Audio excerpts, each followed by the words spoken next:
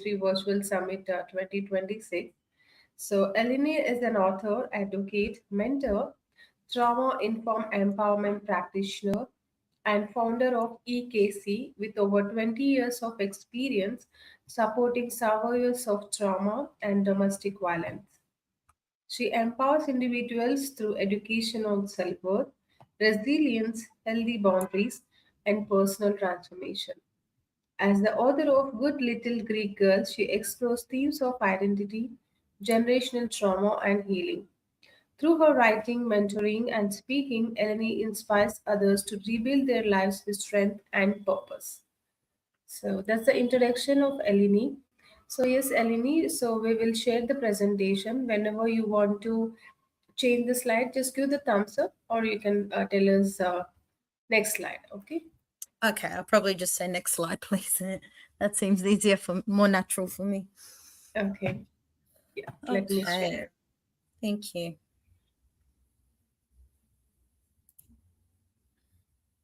Okay, where are you?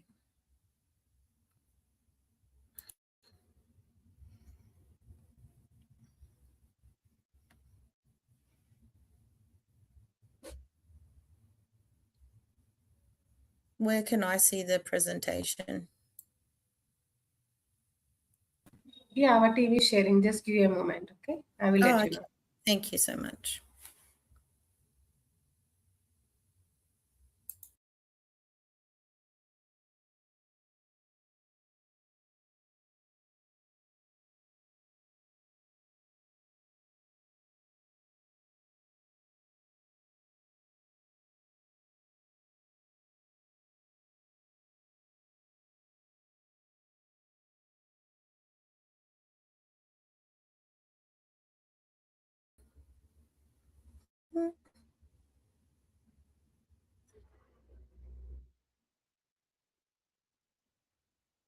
Can you able to see the PPT, ma'am? I can see it. Thank you. Yeah, you can go ahead now. All right. Thank you. First of all, I'd like to thank everybody for attending tonight. From wherever you are logging in, it means a lot to me. And also, I want to thank you for making the decision for yourself to showing up and learning what you can from the incredible speakers tonight. Slide 2, please. My name is Eleni. I'm a mother, an author, a daughter, a friend, and I'm a survivor of domestic violence, of coercive control, narcissistic abuse, the kind of abuse that doesn't leave bruises but definitely leaves scars, the kinds that are invisible to the outside world, but the ones that we learn to carry in silence. Next slide. I wrote a book called Good Little Greek Girl, not to be brave, not to be an inspiration. I wrote it because I was desperately searching for a woman to support me, and I just simply couldn't find her. So I became her.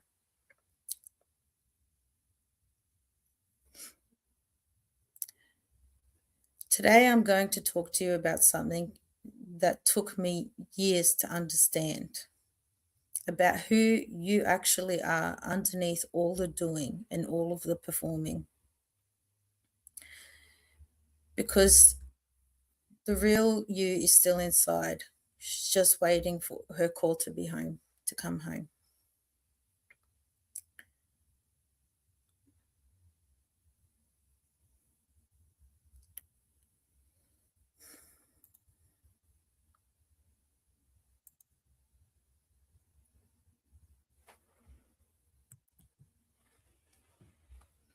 Next slide, please.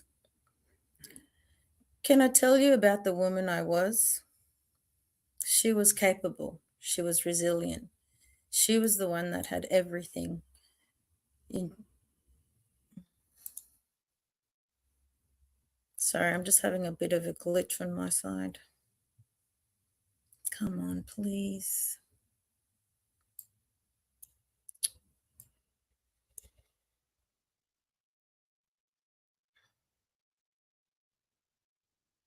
Why?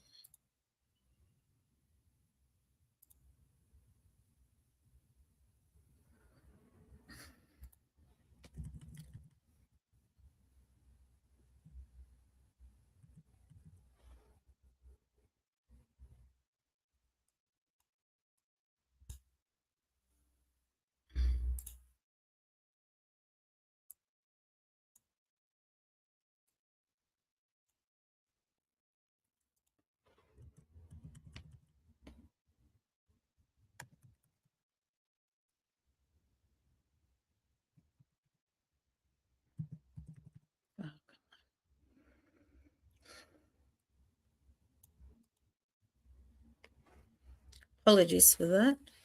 We'll just go back one slide and I'll just start again, please. Thank you for your patience, guys. We'll start again. So the woman who had it all together, she was capable. She was resilient. She was the one everyone else came to. She kept moving, kept managing, kept showing up for her child, her family, her work, her community. She was by every external measure doing well, and she was disappearing. Not dramatically, not all at once. Slowly, quietly, the way a tide pulls out, so gradually you don't notice it until you look down and realize your feet are so completely dry you can't remember the last time water reached you. I spent 40 years in relationships where I was told in 1,000 different little ways who I was expected to be. I was told I was too sensitive, too dramatic, that I misremembered things, that my instincts were wrong, that the problems in our life were my problems, my reactions, my failures, my inability to be grateful enough for what I had. And here is the terrifying thing, I believed it. Not because I was weak, but because when someone systematically dismantles your sense of self worth over years through love and fear and confusion, it works. The technical term for it is coercive control. What it feels like is fog, a thick, heavy fog where you can no longer trust your own perception, where you second guess every instinct, where you apologize for things you didn't do, where you shrink and shrink and shrink until you're so small you fit perfectly into the space someone else designed for you. And you call it love because it's the only love you've ever known. Next slide, please. The rooms we disappear in. Now, I know that many of you have not experienced domestic abuse, but 1 in 3 of you have. And I want to be very clear about this next message because it's important. You do not have to have experienced what I have experienced for any of this to be your truth. Because the mechanism, the way we lose ourselves, is not exclusive to abusive relationships. It is in women who are extraordinarily successful on paper, who quietly feel they are living someone else's life. I see it in mothers who give so much of themselves to their families, and when someone asks who they are, they genuinely don't know what to say.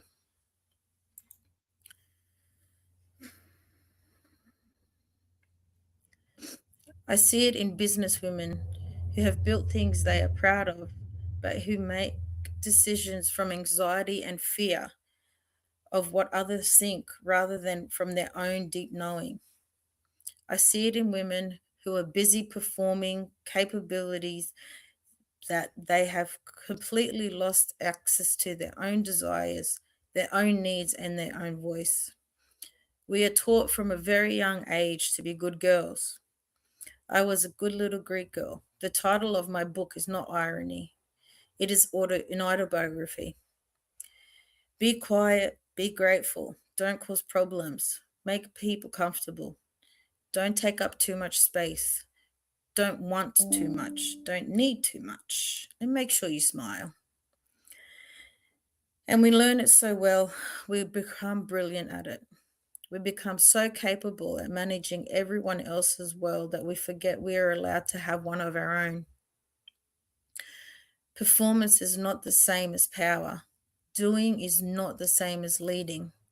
Surviving is not the same as living. Next slide, please.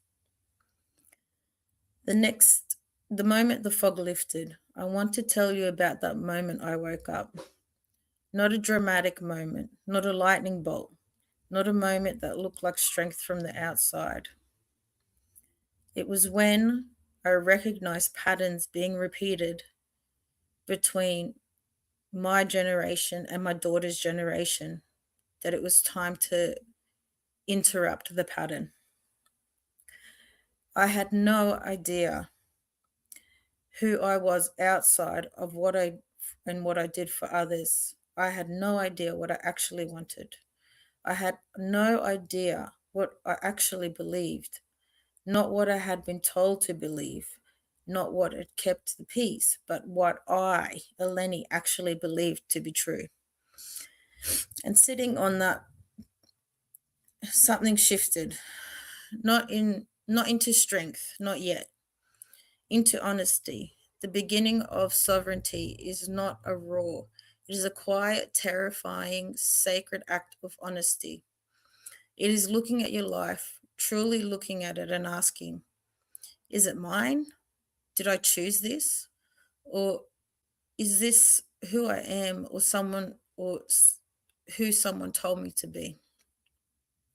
The questions are not comfortable, but are they a beginning of everything? Next slide, please.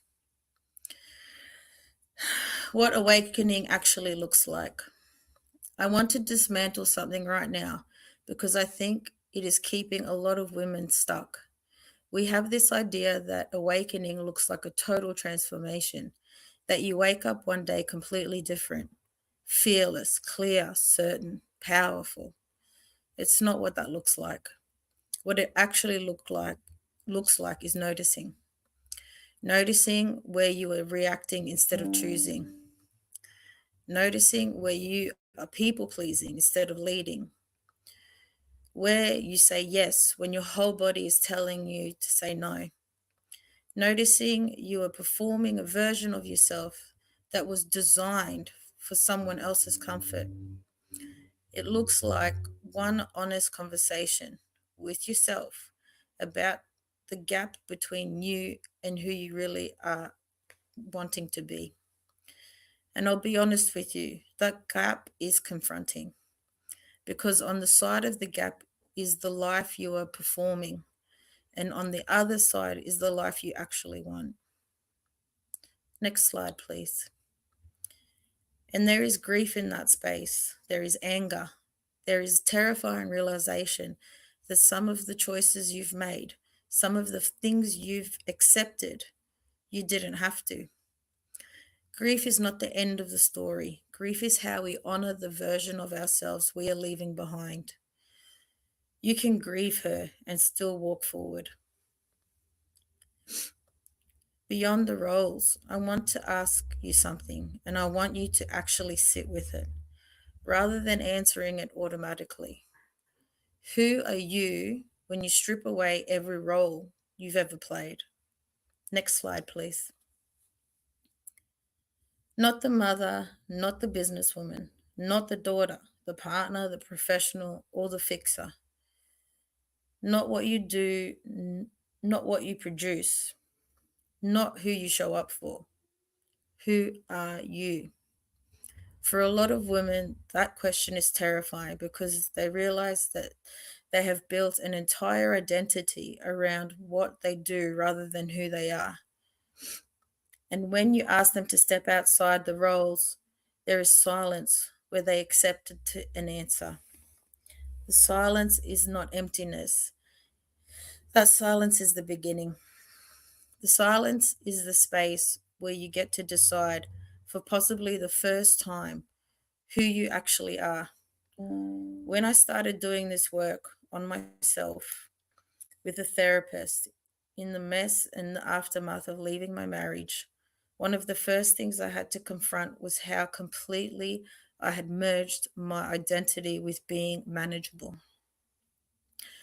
I was whatever the room needed me to be, whatever kept things calm, whatever made people comfortable, whatever didn't make waves. I was so adaptive that I had genuinely forgotten I had preferences. I didn't know what music I liked. I didn't know what I wanted for dinner when no one was watching. I didn't know when I thought about things, what I thought about things, because I had spent so many years editing my thoughts before they were even fully formed. The work of reclaiming identity is not glamorous.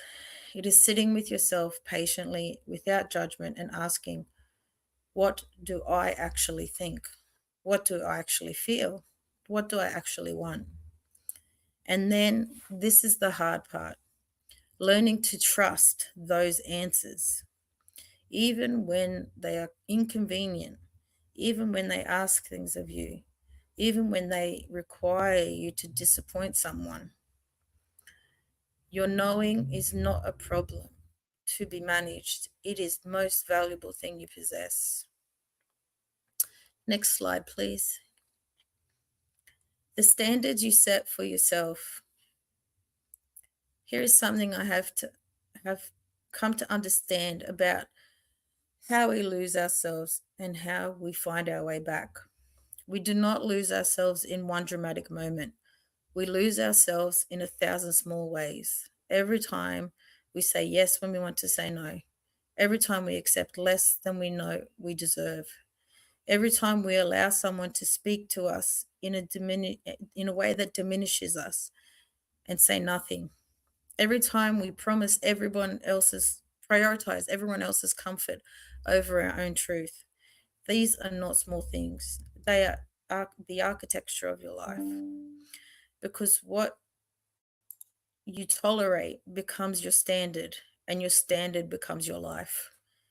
And I say this with enormous compassion because I know what it is to be in survival mode.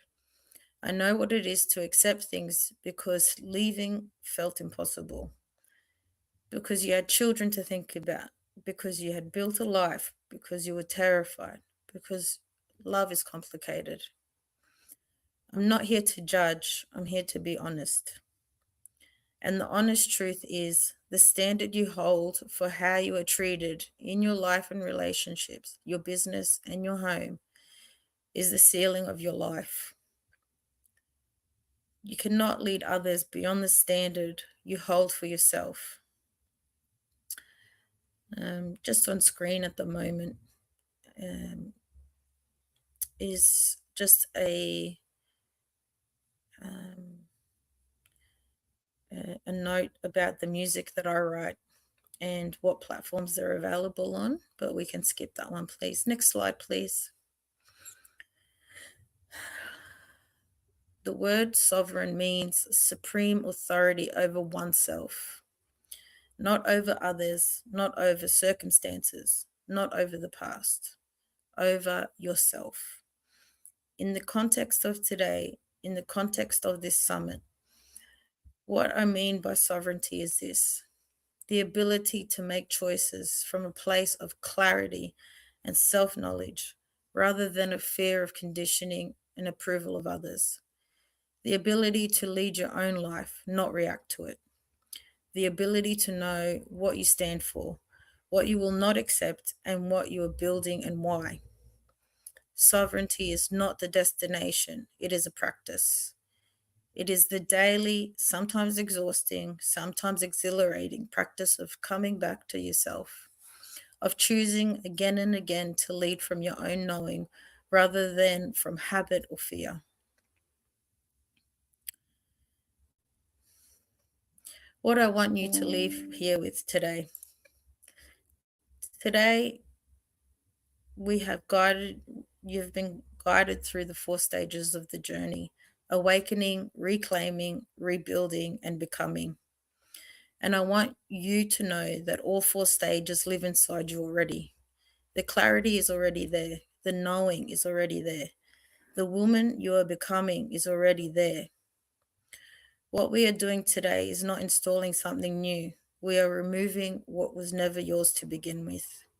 The conditioning that told you to make yourself small. The fear that told you to wait until you were ready. The voice that told you your needs were too much. Your desires were too ambitious, or your standards were too high. The belief that other people, their comfort, their approval, their opinions of you should determine how you live. None of that is yours. You can put it down. Today, we walk away from that. I want to speak directly to the women in this room, and I know she is here, who is sitting with someone something she has never said out loud, a feeling that something is not right, a knowing that she has been giving herself away for a very long time, a quiet, constant exhaustion from performing a version of herself that is not fully real. I want to say to her directly, you are not too much. You are not broken. You are not behind. You've simply been living in a space that was too small for who you actually were. Next slide, please. Today is the day we change your space. Welcome to your rebirth. My name is Eleni, and this has been one of the greatest privileges of my life to speak to you in the room today. Next slide, please.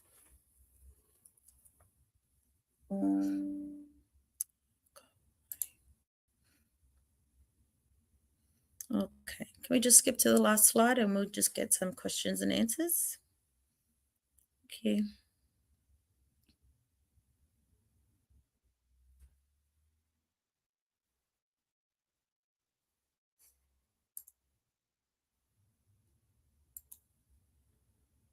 Okay.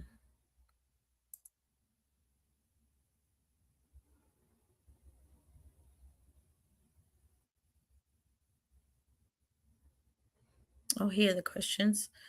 Okay. We have, what beliefs, relationships, or habits are keeping you from living your authentic self?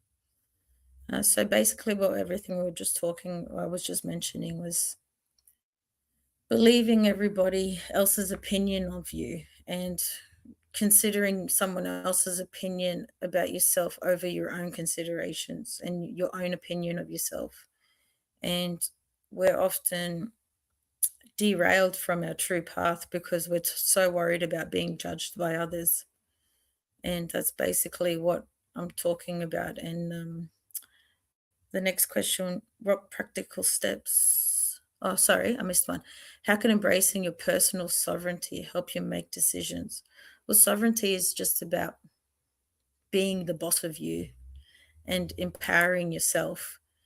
And when you're empowered, you don't worry about other people's opinions. You ignore the negativity and you know exactly who you are, and you're so stable in who you are that even when people try to rattle you, you just stand your ground because you know that you're worth more than what they'll ever tell you that you're worth. And when you believe that you deserve things, when you allow yourself to believe that you deserve better, then the world around you shifts to make that a reality because what we allow and what we believe is becomes our reality. So when we're allowing the disrespect and we're allowing others to tell us that we didn't deserve anything, then that's what our reality is. But when we take control of our lives and say, no, I'm worth more than that, I'm worth better than that, and you set your boundaries, then everything around you shifts. The next one was, what practical steps can you take today to let go of no longer serves you and unapologetically, oh, can't talk today, sorry. Just practical steps. Step one, believe you deserve it. Step two, set your boundaries. And step three, I guess, I wouldn't say last but least, definitely not least, but I would definitely say do not be afraid to cut people and situations out of your life. You have to be ready to let go of a lot of things you're used to make space for the new version of you and the new uh, what's the word I'm looking for? You have to allow yourself permission to grow and change. And there are always going to be people that are going to discourage you from that. And they're probably the people that held you down in the first place, that held you in a place where you've woken up every day and you're not loving yourself or respecting your true self. And in my business, my slogan is pa- um, purpose equals unlimited power, which means when you've understood your true purpose in life, it's like you unleash unlimited power for yourself. Okay, I think that's all the questions that we've got today. So thank you very much. Have a wonderful day, and I thank you very much for joining us today. Bye bye. Thank you.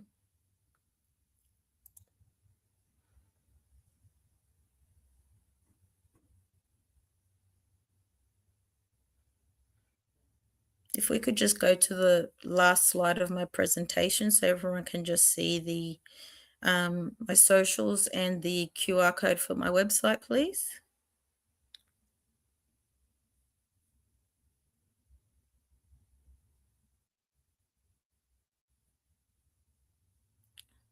Sorry, Sri, are you there?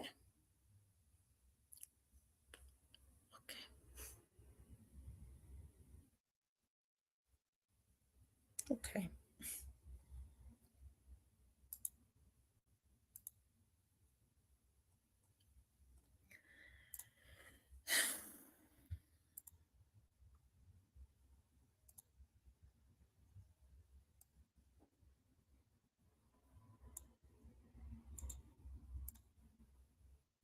Copy. And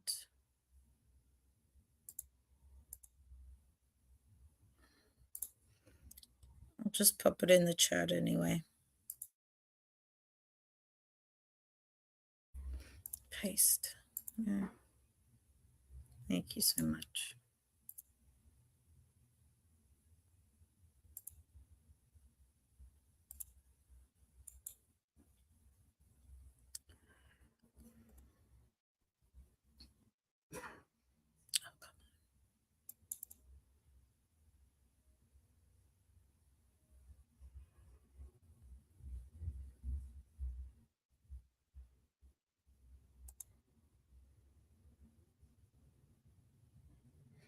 I've just uploaded the document with my slides, and on the last page, you'll also find the QR code for my website.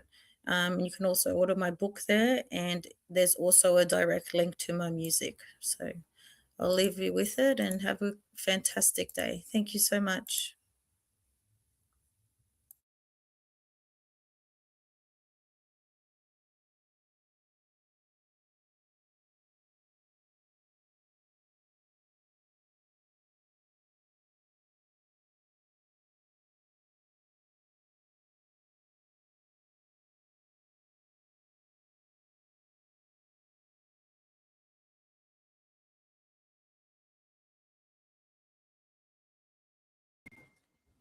Thank you, Eleni, for the wonderful speech today and sharing with a beautiful PowerPoint presentation. We cannot see you, Eleni. Did you turn off your video?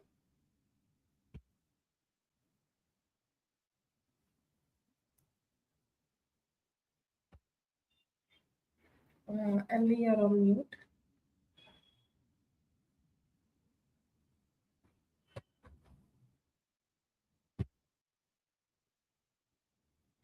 Hello.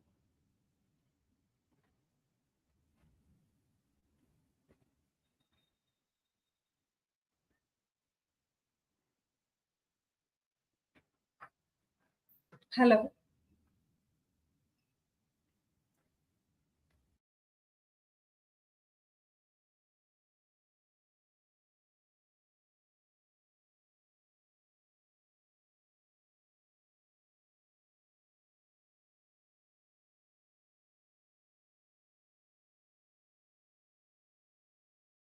Think Eleni has some technical issues. Let's wait for 2 more minutes. And if not, we will join for the next speaker, as next speaker is in the backstage already. And if she didn't join, Eleni, I mean, she cannot speak right now. So I will share this all the questions shared by the audience to her email address.